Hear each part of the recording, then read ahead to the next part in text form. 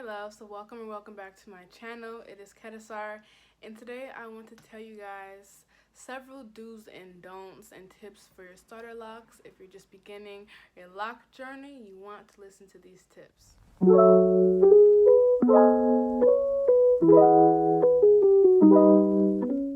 And if you are new here, I do wellness, locks, and lifestyle content, so if that interests you, please don't forget to subscribe, hit that button, and join the family. So my first do is to retwist every month or more so that your hair knows what sections to grow into. If you take too long to retwist or don't retwist enough, if you're not doing freeform or semi-freeform, that's a whole nother category.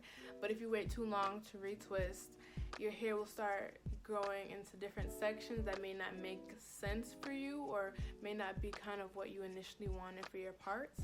So make sure you're retwisting every month or more. A big don't is don't retwist every couple of weeks. This can be very damaging to your hair and it can start to thin and break off. Here's like a picture of locks that you can obviously tell some damage was done, most likely through excessive retwisting. What happens, particularly for palm rolling, is it just is a little too much stress on the hair. So if you're doing it every couple of weeks, your hair will likely thin or break off slowly but surely. You probably won't see it right away, you may, but that's just something you don't want to do. Another do is to wash your hair when it gets dirty. We want to make sure when our scalp and our hair is feeling dirty, we wash it. You want to get the buildup off of our hair, and we don't want it to cause actual long-term buildup. So we want to wash our hair. We don't want to be afraid of the water. That goes into my don't. Don't wait several months before your first wash. Don't do it. There's a lot of misinformation out there about you need to wait like 2 months or so before you do your first wash, and that's so not true. As a matter of fact, if you want your hair to lock, you should wash your hair soon after you get twists. For kinky and coily hair textures, even 2 weeks I would say is not bad. Personally, I waited around a month, but even before then I was going in the shower without a shower cap and letting the water hit my hair. So you don't have to wait several months before you wash your hair. If you do, it'll get dirty, 1, and 2, your hair will take a lot longer to lock up because water is really what helps our hair lock, because it's what gets it in its most coily and kinky state so it can kind of curl around each other. But if it's staying in the state that you twisted it in or did whatever you did to start your locks, it'll kind of stay like that for a while. It'll take a lot longer for it to intertwine and lock up. Something that you want to do is moisturize often or whenever you feel like your hair needs it. As my hair becomes more fully locked, I don't necessarily feel the need to moisturize as much because it doesn't get as dry. But when I had starter locks, I moisturized a lot more often. Plus, that can help your hair lock faster, the constant moisture being added. So make sure you moisturize your hair so that it's not dry and brittle. We want healthy locks over here. Now, something you don't want to do is using heavy creams and products when you moisturize your hair, because this is what causes buildup 100%. I don't care what anyone says. Anything that's white is not going in my hair, period. Okay? It's just not. If it's white, it's not entering my hair because 1, it's a lot easier to stay in my hair. It's harder to take it out. And 2, the white creams and heavy products tend to be heavier.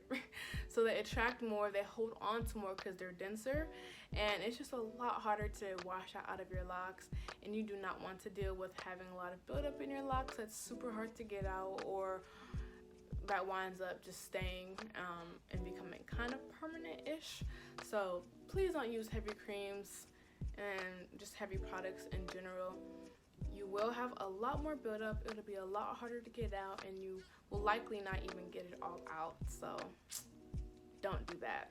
Another do is do retwist with oils and or light gels. Now personally, I don't use gel anymore. I used to use only aloe vera, and I would still recommend it, but I've kind of realized you don't need gel to retwist. I've got beautiful retwists with just oil.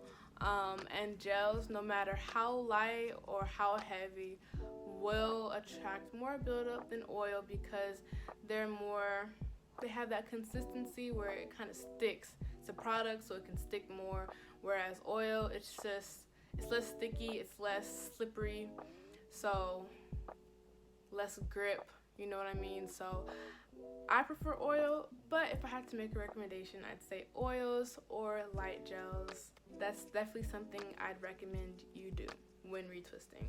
A don't is do not use beeswax. Please don't use beeswax. It will stay in your hair. Like, that is wax. Don't use any wax.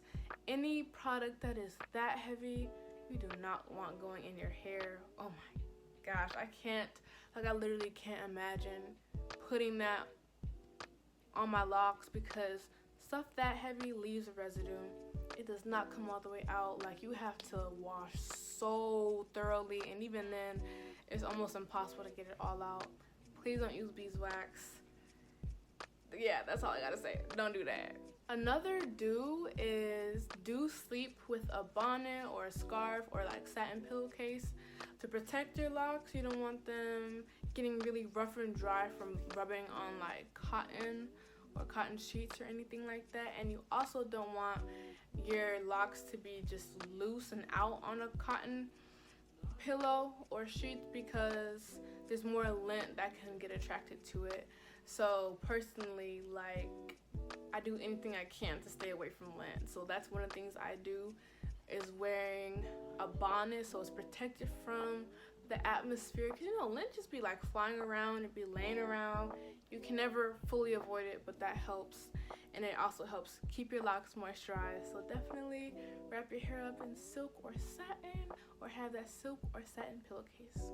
Now, something you don't want to do that I had to learn the hard way from, okay, is you don't want to do any complicated styles that involve twisting your hair or bantu knots or anything that involves any twisting motion, because your hair is in starter locks, okay? Now, this is mainly for locked or for those who twisted their hair or use coils, because your hair is going in one direction. So if you twist it in the opposite direction that it's not supposed to go in, it will unravel. You don't want that to happen. I experienced that a little bit. Let me know if you want advice on how to fix your hair unraveling without completely taking it out, because I figured out a way. But I say this tip because your hair is not yet locked, so it can't handle being twisted in an opposite direction because it will unravel. You don't want that. So wait until you're confident that your hair is locked before you do a complicated style. Now, my last tip is to do your research before you start your locks. Make sure you know what type of parts you want, how many locks around, like ballpark, you want, and depending on your hair density, that may mean you have to make it really small or really thick. Do research. What I did is I would look at a lot of locked individuals and see how many locks they had, see if their hair was similar to mine, so I could kind of know, okay, maybe this is the amount of starter locks I want to put in my hair. If I want a similar look, we don't want to compare too much, but you know, it doesn't hurt to kind of use people as inspiration. So definitely do your research before starting them. I know a lot of people who've taken their locks out because they didn't like the size of it, the density, the parting pattern.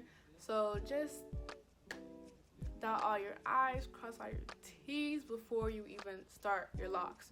And it's okay if you have to take them out, but if you haven't gotten your starter locks yet, definitely follow this tip. Set yourself up for success so you know what you want and you manifest it. Okay, so those were all of my do's and don'ts. Let me know if you want a part 2. Don't forget to like this video, and also comment any other suggestions you want to see from me in the future. I would love to do it. So don't forget to subscribe, and until next time, peace and love.